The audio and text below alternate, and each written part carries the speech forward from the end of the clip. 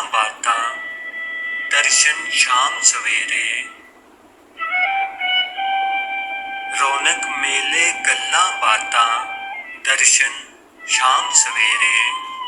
ਯਾਰਾਂ ਨਾਲ ਬਹਾਰਾਂ ਤੇ ਯਾਰਾਂ ਬਾਝ ਹਨੇਰੇ।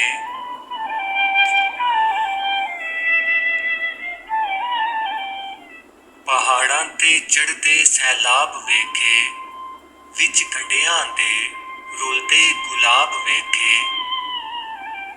ਦੌਲਤ ਤੇ ਐਡਾ ਮਾਣ ਨਾ ਕਰ ਬੰਦਿਆ, ਸੜਕਾਂ ਤੇ ਰੁਲਦੇ ਨਵਾਬ ਵੇਖੇ।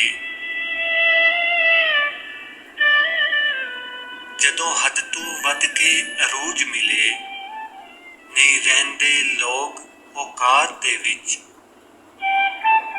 ਜਦੋਂ ਹੱਦ ਤੋਂ ਵੱਧ ਕੇ ਅਰੂਜ ਮਿਲੇ, ਨਹੀਂ ਰਹਿੰਦੇ ਲੋਕ ਔਕਾਤ ਦੇ ਵਿੱਚ।